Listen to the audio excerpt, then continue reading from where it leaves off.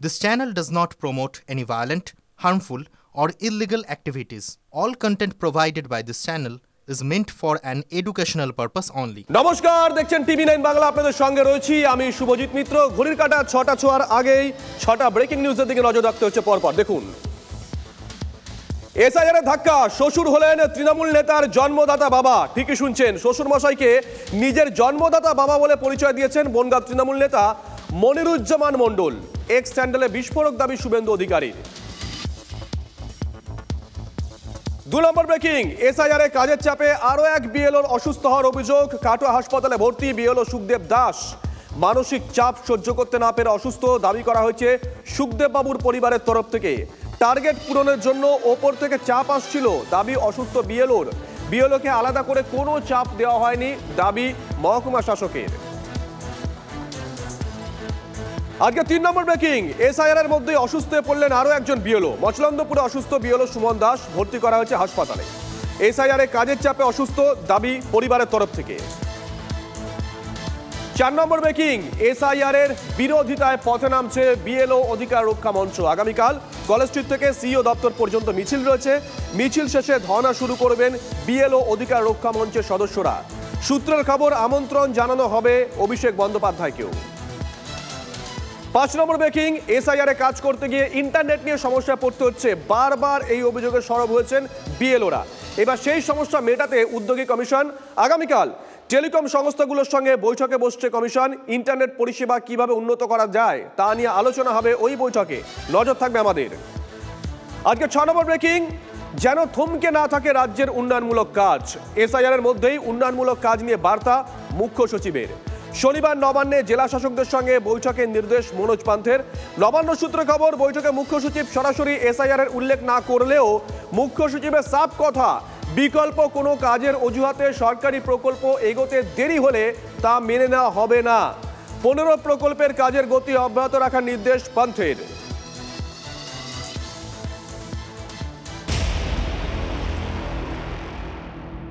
এপ্রিলের পর তৃণমূল আর থাকবে না, তৃণমূল উঠে যাবে আমরা বলছি না।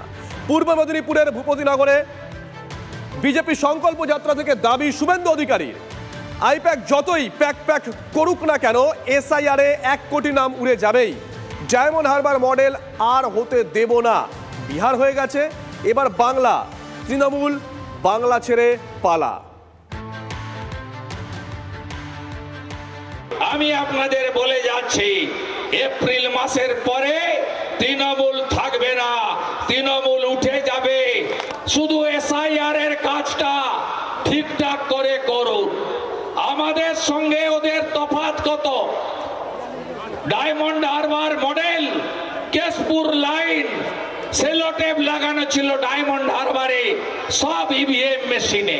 এসআইআর এ লিখে রাখুন, যতই আইপ্যাক প্যাক প্যাক করো না কেন, বাবার সঙ্গে মায়ের সঙ্গে, বাবাকে শ্বশুর, শ্বশুরকে বাবা, আর জামাইকে ছেলে, ছেলেকে জামাইকে, ছেলেকে জামাই বানাও না কেন, ১ কোটি নাম উড়ে যাবে যাবে যাবে যাবে যাবে।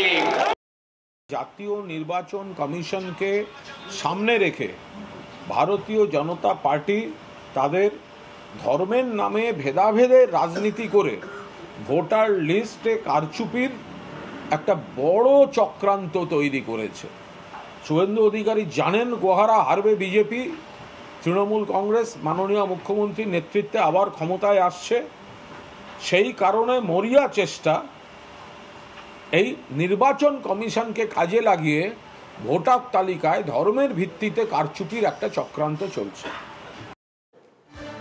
দেখুন, রাজনৈতিক লড়াই হবে, কে থাকবে কি থাকবে না সে তো সময় বলবে। রাজনৈতিক নেতারা অবশ্যই এটা নিয়ে এখন তর্ক শুরু করে দিয়েছেন, কিন্তু আমরা একটা অন্য ছবি দেখাবো আপনাদেরকে। হাকিমপুর সীমান্ত, প্রত্যেকদিন সেখানে বাংলাদেশিদের ভিড়, কারণ তারা এখানে থাকতে চাইছে না এসআইআর শুরু হওয়াতে।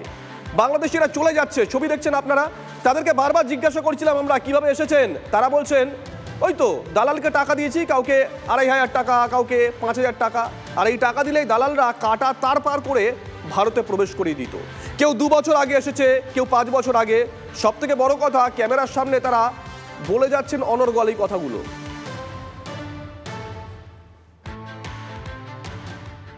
আপনার কাছে কি কি ডকুমেন্ট আছে?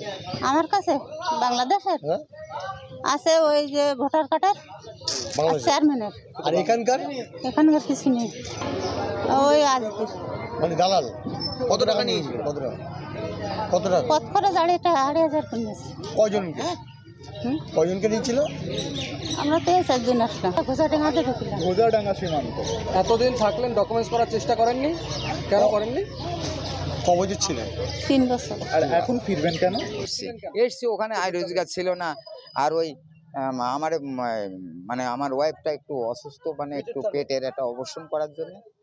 এই জন্য আমাদের খুলনা জেলা কয়রা থানা। হ্যাঁ, পেটের টানেই তো এসছি, চিকিৎসার জন্য আইছি। কত বছর ছিলেন? এই ধরো 22 সালে আইছি। আর এই কয় বছর। আর কাগজপত্র নথিপত্র এদেশে নেই, আমার নেই, কিচ্ছু নেই। কিসের মাধ্যমে এসেছিলেন? ওই দালালের মাধ্যমে আইছি। কত টাকা করে নিয়েছিল? 5,500 টাকা। দেখুন, এক একজন এক একটা কথা বলছেন। কেউ বলছেন চিকিৎসা করাতে এসেছেন, থেকে গেছেন। কেউ বলছেন পেটের টানে এসেছি, ওপারে কিছু খেতে পারতাম না, বাড়িঘর ভেঙে গেছে, জলে ভেসে গেছে, চলে এসেছি রুজি রুটির টানে। আচ্ছা, একটা কথা বলুন তো, এই শরণার্থী কারা এদের মধ্যে কারা অনুপ্রবেশকারী? শুভেন্দু অধিকারী বলছেন হিন্দুরা যারা ওপার বাংলা থেকে এপার বাংলায় এসেছেন তারা শরণার্থী, তাদের চিন্তার কোনো কারণ নেই, তারা থাকবেন। অনুপ্রবেশকারী কারা? শুভেন্দু অধিকারীর দাবি অনুযায়ী অনুপ্রবেশকারী হচ্ছে রোহিঙ্গারা, যারা ওপার থেকে কাটা তার পেরিয়ে এপারে এসেছেন। তিনি বলছেন নির্বাচন কমিশন কার্বলিক অ্যাসিড ঢেলে দিয়েছে, আর তার ফলেই এই পিলপিল করে ভিড়। বাংলাদেশ থেকে যে হিন্দু এসেছে তারা অনুপ্রবেশকারী নয়, তারা শরণার্থী। তারা থাকবে, বাংলাদেশের মুসলমান আর রোহিঙ্গারা পালাবে। কার্বলিক অ্যাসিড ঢেলেছে ইলেকশন কমিশন গড়তে, পিল পিল করে পালাচ্ছে। আমি বলি এদের জেলে দেওয়ার দরকার নেই, ভাগ, পালা, তাড়াতাড়ি পালা, নইলে আসামে যা হয়েছে, ইউপি গুজরাট যা করেছে, এখানেও বিজেপি সরকার এলে এই অবৈধ অনুপ্রবেশকারীদের রাখবে না। তো এখানে কারা অবৈধভাবে এসছেন, অনুপ্রবেশ করেছেন, বিএসএফ আটকায়নি, দায় বিএসএফের, সেটা আলাদা। আর যদি কেউ পুরনো বাংলাদেশের বাসিন্দা হয়ে থাকেন, তো তার যদি সমস্ত নথিপত্র আইনি তিনি আজকের ভারতের নাগরিক হন, তাহলে বাংলাদেশি পাড়া বলার মানে কি?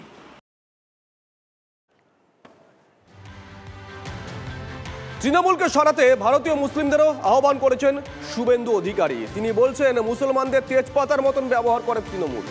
ভোট না পেলেও ভারতীয় মুসলিমদের বিরোধী নয় বিজেপি। জয় শ্রীরাম বলতে হবে না, ভারত মাতা জয় বলুন। কাঁধে কাঁধ মিলিয়ে নরেন্দ্র মোদীর সুশাসনকে বাংলায় প্রতিষ্ঠা করতে সাহায্য করুন। পূর্ব মেদিনীপুরের ভূপতিনগর থেকে আহ্বান শুভেন্দু অধিকারী। আমরা বলে রাখি, যারা মাঝে মাঝে কালো পতাকা নিয়ে মাদাখালীতে উৎপাত করেন, সেই ভারতীয় মুসলিমদের আপনারা ভোট দেন না, আমরা জানি। আপনাদেরকে আমরা বিরোধী নই, সব ভারতীয় নাম ভোটার তালিকায় থাকবে, এ আমাদের ঘোষিত অবস্থান। আমি আহ্বান করেছি রাষ্ট্রবাদী মুসলিমদের, আপনারা আসুন। আপনাদের তেজপাতা করে রেখেছে মমতা ব্যানার্জি, তরকারিতে লাগে কিন্তু খাওয়া যায় না। আমি জয় শ্রীরাম বলি, আপনাকে জয় শ্রীরাম বলতে হবে না। ভারত মাতাকে জয় বলুন, বন্দে মাতরম বলুন, জয় হিন্দ বলুন। কাঁধে কাঁধ মিলিয়ে নরেন্দ্র মোদীজির রাষ্ট্রবাদ, দেশপ্রেম, বিকাশবাদ, যোগীজির সুরক্ষা সুশাসনকে বাংলায় প্রতিষ্ঠা করতে হবে। সব বেকার জোট বাঁধুন, একসঙ্গে কাজ করুন। শিলিগুড়িতে এনআইএ অফিসার সেজে তোলাবাজির অভিযোগ, গ্রেপ্তার 3 জন। সূত্রের খবর, তদন্তের নামে মাটিগাড়ায় এক ব্যবসায়ীর বাড়িতে যান ওই 3 জন। সেখানে নিজেদেরকে এনআইএ অফিসার দাবি করে নথি যাচাইয়ের নামে ভয় দেখিয়ে 1 লক্ষ টাকা আদায় করে। পরে সন্দেহ হয়, পুলিশে খবর দেন ওই ব্যবসায়ী। অভিযান চালিয়ে অভিযুক্ত 3 জনকেই গ্রেপ্তার করে পুলিশ। ধৃতদের কাছ থেকে বাজেয়াপ্ত করা হয়েছে একটি গাড়ি, একটি স্কুটার, নগদ 13,000 টাকা এবং 6টি মোবাইল ফোন।